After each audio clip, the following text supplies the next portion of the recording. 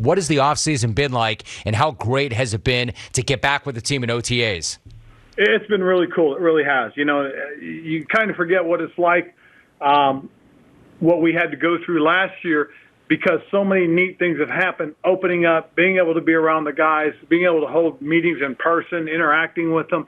I mean, it really is cool. And the other thing, too, is really now just starting to get to know some of the guys even better than I did from last year.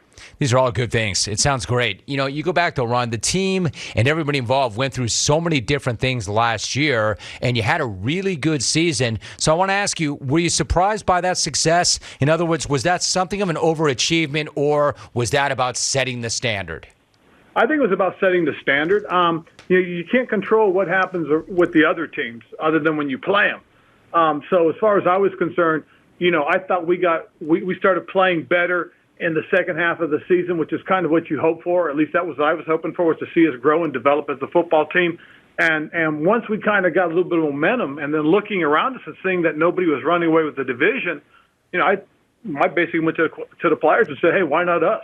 So let's focus in. And that's what the guys did. They said, why not us? And went after it. Why not us? Ron Rivera, the head coach of the Washington football team, is joining us.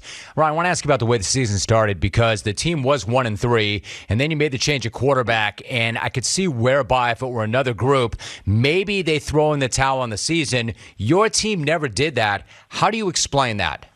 Well, I think the big thing, Jim, is the guys were playing well enough to win, and I think someone felt that, hey, if we could do some things a little bit differently, if something positive could happen, it would really kind of help this momentum that we needed. And that's really what happened. We changed quarterback. We went with Kyle Allen, then Kyle got hurt, and then, obviously the Alex Smith opportunity came up. And when Alex did it, you had a veteran quarterback that knew how to do things, how to get guys involved, how to distribute the ball better. And that was probably the biggest thing, is that the team really kind of started to gain momentum, and you could see the development of the other positions that was needed badly. Then, Ron, when you talk about the development of the other positions, then you can kind of segue into the development of a mentality, the development of a culture. Like, my sense in talking to you in the past is you're never going to be satisfied with just getting to the postseason and not advancing. So how much did last season mean for developing those other things, namely the culture and a new mentality for the organization? It meant a lot, Jim, because, one of the things I counted at one point during the season last year, in December, we had 28 guys with first, second, and third year experience playing meaningful minutes. I'm not talking about the last 2 or 3 minutes of the game. I'm talking about starting and then playing in the middle of the game when it was important. So they played meaningful minutes, and that was huge because the pressure was on us, throughout the year to win, because we had a shot at the playoffs. And I think learning how to win in playoff situations when it was important is going to help us as we go forward.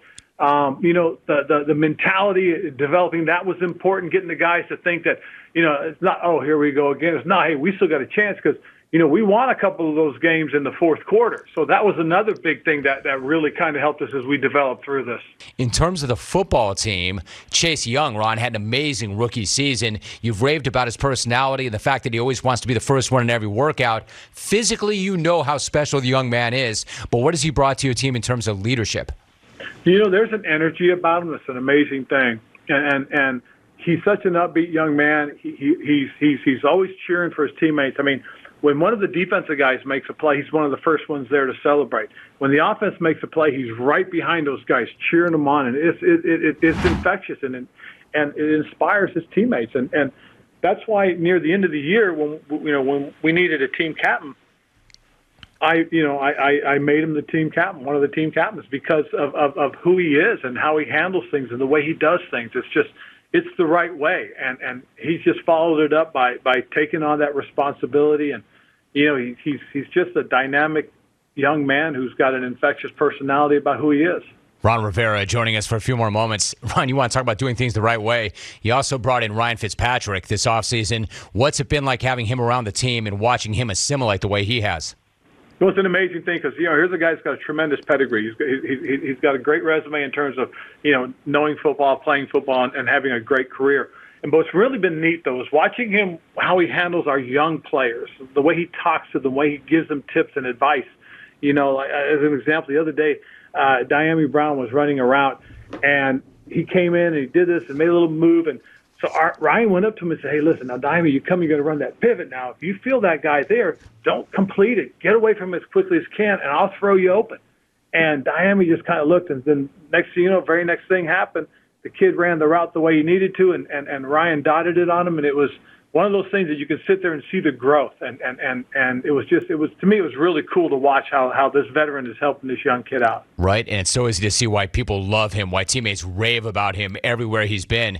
Before I let you go, Ron, let me ask you also about Terry McLaurin. I had him on the show a few months back. Could not be more impressed with him, both in terms of his game and in terms of his maturity and toughness. How important is he to your team, both on and off the field? Oh, he's a heck of a young man. He really is. I mean, he's the kind of guy you want on your team. He's the kind of guy that you want on the football field. And, it was important for us to go out and do the things that we did in free agency. And, bringing in Curtis, I think really has helped us because, he and Curtis Samuels played together at Ohio State. They're very close, but they're guys that can complement each other because of their speed and their athleticism. And so it's very important that we did what we did because, again, we've got to be able to take advantage of Terry's abilities and create more opportunities for him to get the ball in his hands. And that's one of the things that bringing in a guy like Curtis, drafting the guys that we did, having the type of offensive players around these guys is going to be important to us as we develop and grow as a football team. Right. And then, Ron, one last thought. You've had so many amazing players that you've, played alongside but coached. Two of your former players, guys that I really, really like talking to over the years, Greg Olsen and Thomas Davis, both announced their retirements this offseason. Can I maybe get a thought from you about each of them and what made them so special? Wow, it's an amazing thing to be able to coach and play with some of the guys I have and guys that that have had the types of careers that merit Hall of Fame consideration. Greg Olsen is really the ultimate pro. He's a very cerebral football player, understands the game and plays it the way that it needs to be played. And really does deserve a lot of accolades. But more importantly, he's a heck of a man. He really is. He has started this foundation. He's got a son who right now is going through a very difficult time. He basically needs a heart transplant. And Greg has been one of the leading fundraisers for the Children's Hospital in Charlotte. Thomas Davis was really the emotional heart and soul of the teams that we had in Carolina, especially the Super Bowl team. He really was. I mean, he's a great football player, tremendous football player, an even better young man.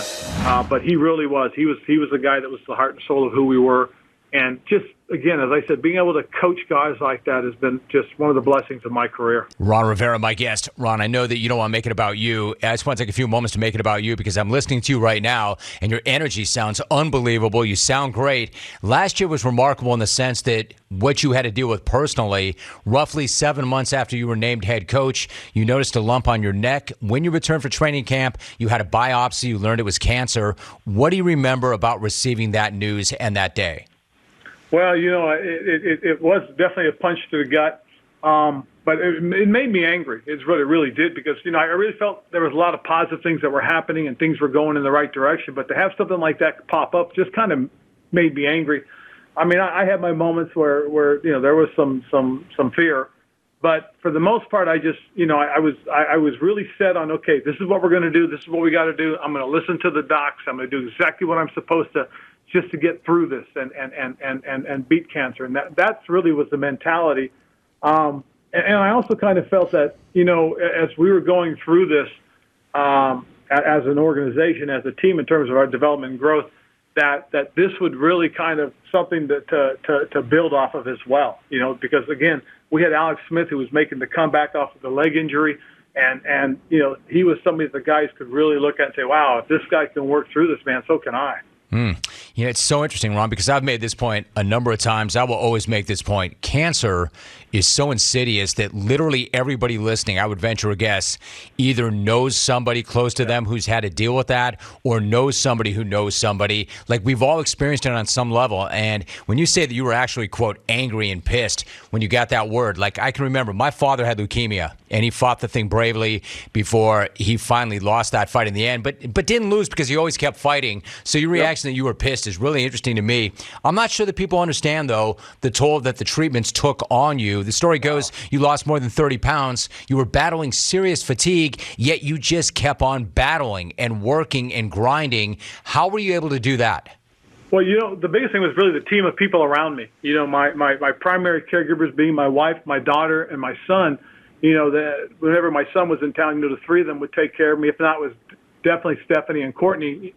But also our head trainer, our team doctor, our coaches. Having Jack Del Rio, who had gone through something like this when Coach Fox got sick and had to step up at times and lead the team. Having a guy like Jack be around us was outstanding. Scott Turner and Nate Caxer, our other two coordinators, those guys really took a lot of load off of me. And so having a quality support system, but also, one of the things I learned too is when you get sick like that, you have to be selfish and you have to take care of yourself. And one of the things that we had a regimen of how we were going to do things. My morning started every day at right around 5:30, and ended every night at about 8:30, 9 o'clock, when I would go to bed. I didn't work the typical coaching hours.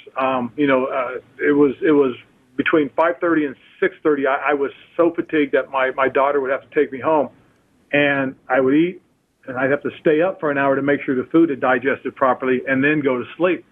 But we would do it the next day. We had set it up our kitchen crew, they were amazing because I needed to eat certain times of the day, and so they always had something that was easy for me to eat and swallow, prepared. They brought up a Barca lounger, one of those nice little lounge chairs for me. So just before we go out to practice, I could take a 35-minute, 45-minute cat nap and get on the field. So we really had a good regimen going. And I tell you, the support I got from the players was a tremendous thing as well. So there was a lot of good things that we were doing with a lot of people pulling in the right direction. I really appreciate you sharing that and your thoughts on that and the importance of a routine. Just one more thought, Ron, because you mentioned the players. Jack Del Rio talks about the impact you had on the team. Quote, there are a lot of young players that are learning what it looks like to be a man and fight a good fight. And the guy's a fighter, end quote. He said that about you. So when you went through all of that, you're so focused on your routine, the regimen, the treatments, but at the same time, was there a part of you that knew your players were watching and they were inspired? Yes. And I'll tell you, one of the most stark moments I had was when I had my worst day during my entire treatments. I had just gotten my radiation treatment and had gotten chemo a few days before, and I was just got back from the hospital and I was coming into work, and I couldn't get out of the car. And so I told Stephen, hey, take me around to the backside and get RV, our head trainer, and so I get, because I had to get an IV treatment.